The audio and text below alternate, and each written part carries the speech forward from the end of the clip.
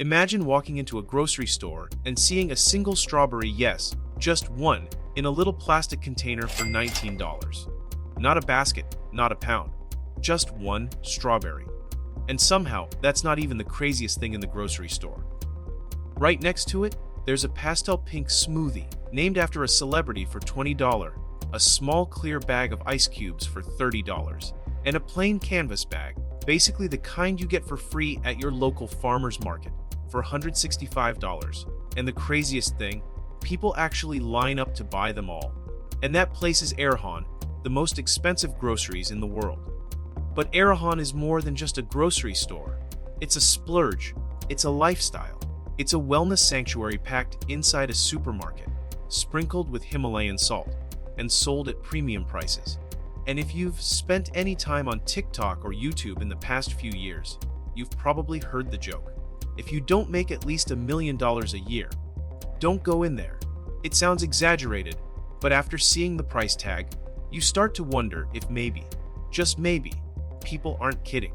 Because how can a place that sells things you'd find in any supermarket, bagels, chips, water, fruit, charge luxury brand prices and still have customers streaming out the door?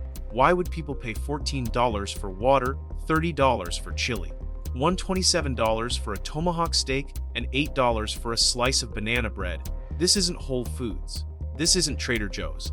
This place is like the Louis Vuitton of groceries. So the real question is, why is a grocery store more expensive than a Michelin-starred restaurant? And more importantly, what exactly are people paying for? The food, the ingredients. What is the feeling? Or is it something much bigger? Let's break it all down. It's hard to understand. How can a grocery store sell everyday items, smoothies, chips, water, fruit, at luxury brand prices and still be packed from opening to closing? What exactly is going on behind those doors that makes Erewhon able to charge prices so high that even high-end restaurants shy away? Is the food really that special? Are the ingredients so rare, so pure, so wonderful that it's worth paying $20 for a drink or $30 for a bowl of broth? Or is there something else going on? Is it genius branding?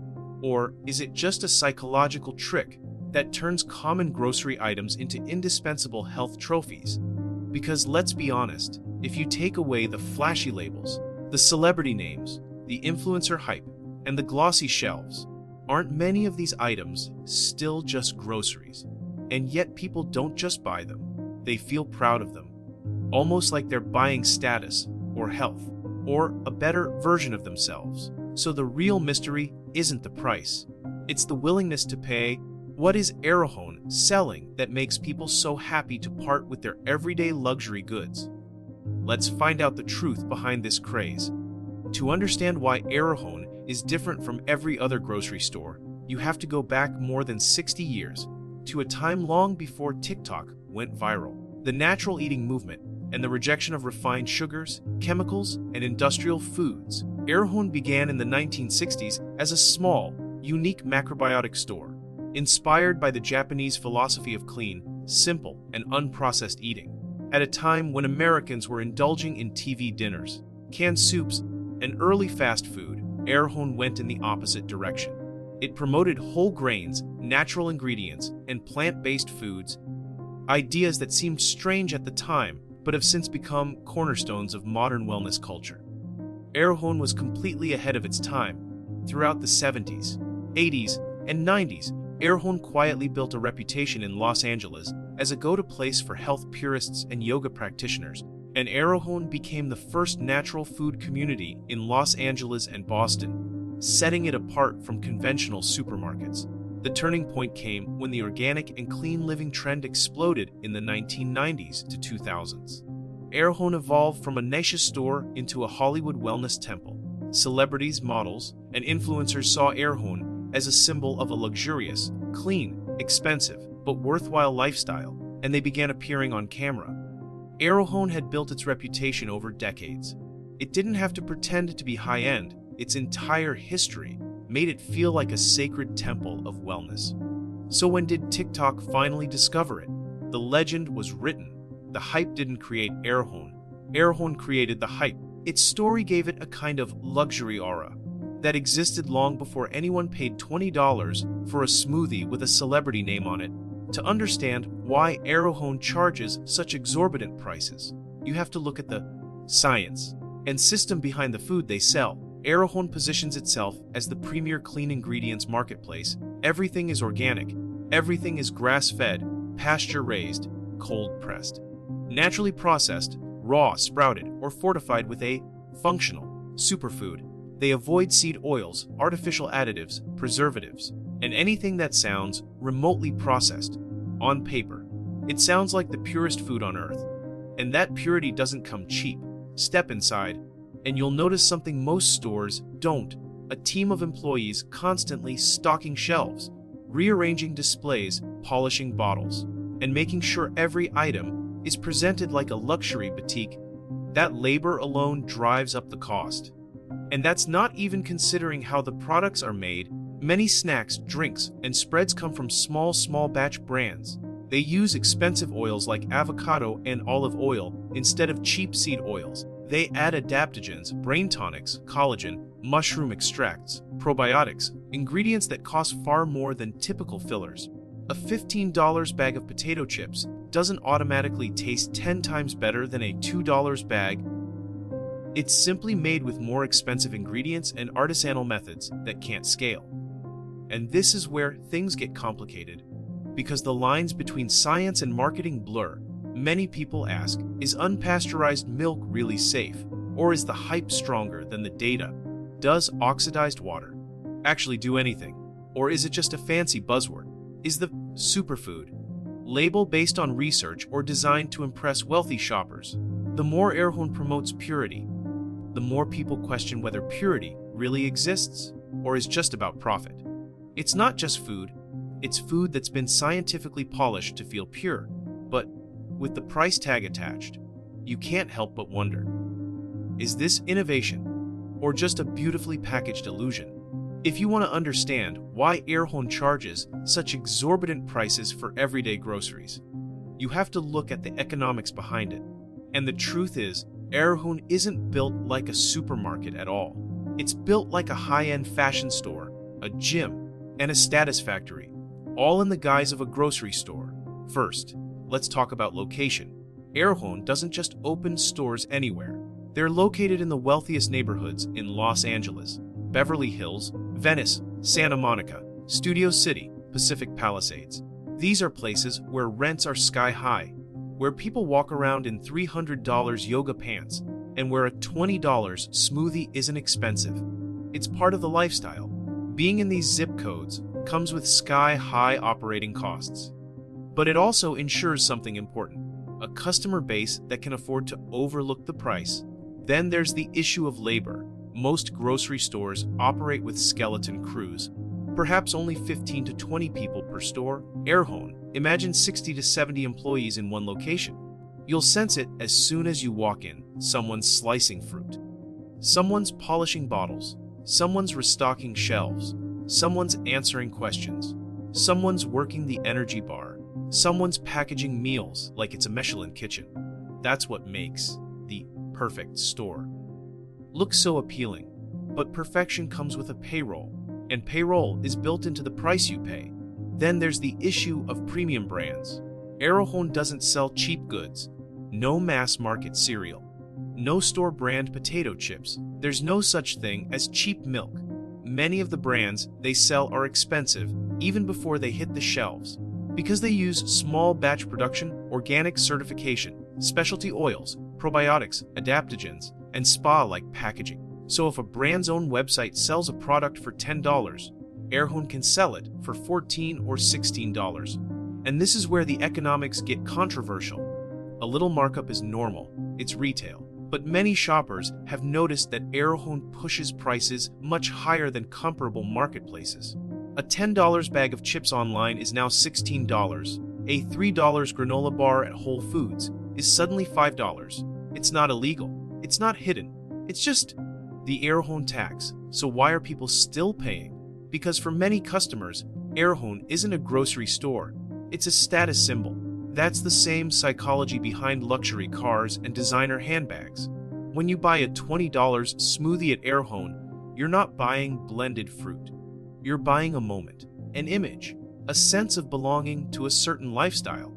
You're buying health as fashion. You're buying a social media photo that says, "I shop where celebrities shop." You're buying a curated identity wrapped in biodegradable packaging. That's where the economics really come into play.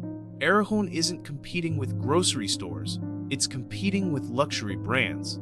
In short, people don't pay for calories, they pay for identity. And that's why so much of the argument about prices at stores like Erewhon seems ridiculous, because once a grocery store becomes a luxury brand, logic is thrown out the window. Suddenly you get ice cubes $30, tote bags $165, chocolate bars $21, slices of banana bread $8, tomahawk steaks $127 that don't even have chairs. Add to that the weird, almost absurd products: raw milk, oxygen water, mushroom powder, mood-boosting mulberries, $18 bags of beef jerky with 5 pieces inside. Some swear they work, others say they're a scam, but one thing's clear: Erewhon's economic model doesn't care about reason. It operates on desire, and desire keeps people spending. Whether it's health, cleanliness, influence, or the opportunity to be a part of the LA wellness dream, Erewhon has mastered the art of monetizing it. To understand why Erewhon has become such a cultural phenomenon, you have to consider how it actually functions in everyday life, because it's not just a place where people shop for groceries. In Los Angeles, Erewhon is almost a stage. It's where celebrities casually stroll through enjoying their viral smoothies, fully aware that someone will recognize them or that a paparazzi might be waiting outside. A Hailey Bieber smoothie is more than just a drink. It's a moment of satisfaction, a trend starter, a statement that you're joining the wellness world. Then we have the fitness influencers. They film themselves sipping $20 adaptogen-infused drinks as if they were holding luxury perfumes. The drink is more than just hydration. It's a prop, part of the aesthetic. A glass of green juice becomes a symbol of discipline. A gut health supplement becomes proof that you live well. Erewhon makes every simple act aspirational. But it's not just influencers. Health enthusiasts flock to Erewhon for special ingredients they can't find anywhere else. Raw kefir, sprouted almond butter, mushroom elixirs, sea moss gel, probiotic supplements, cold-pressed everything. Whether these products actually improve health or just uplift the spirit is up for debate. But the hunt for specialty items keeps people coming back, and then there's the Los Angeles elite.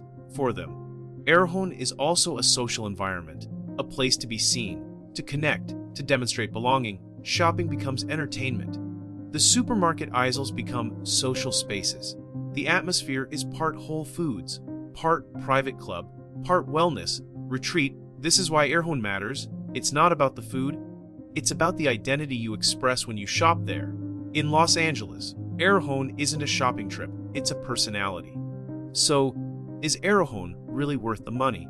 The honest and objective answer is, it depends. On the plus side, the food here is really high quality. The ingredients are clean, the meals taste great, and nothing feels cheap or mass-produced. If you're really interested in premium sourcing and craftsmanship, Erewhon will deliver exactly what they promise. But the downsides are hard to ignore. The prices here are simply unrealistic for most people. Some items are priced much higher than they should be, and sometimes the wellness branding blurs the line between science and hype. You're not always paying for better health, you might just be paying for the narrative around it. So, here's the neutral take. If you're wealthy, Erewhon might actually feel like it's worth it. If you're not rich, it's best to enjoy it as a form of entertainment, not a weekly habit. Ultimately, Erewhon is more than just a store, it's a mirror. It shows us how price, brand, and lifestyle can easily shape how we think about health. And while it's fun to laugh at $20 smoothies and $30 ice cubes, there's something important to take away from all of this. The first lesson is that expensive doesn't always mean healthier. A higher price point can reflect real quality, but sometimes it reflects marketing, aesthetics, or the emotional appeal of being part of a trend. Understanding the difference can help you avoid paying for hype in the guise of health. The second lesson is that you don't need fancy ingredients to live a healthy life. Whole foods, simple cooking, local markets, and a balanced diet can do more for your body than any celebrity smoothie. Erewhon proves that presentation can be powerful, but smart choices don't require a high-end label. Lesson 3. Spend intentionally, not impulsively. If something truly improves your life, do it, but don't feel pressured to buy it just because it's on social media or looks good in someone else's routine. So here's some practical advice. Be curious, compare prices, read labels, know what you're paying for, spend when it matters to you, not when it matters to TikTok. And don't let health become a competition. Your health isn't a trend, because Erewhon isn't really about groceries. It's about the stories you engage with. And the smartest thing you can do is choose the stories you want to buy. Now it's your turn. What should we analyze next? Comment your ideas below. Why is it so expensive? If you find this video helpful, don't forget to like, subscribe, and leave a comment on what topic you would like me to cover in the next video. See you next time.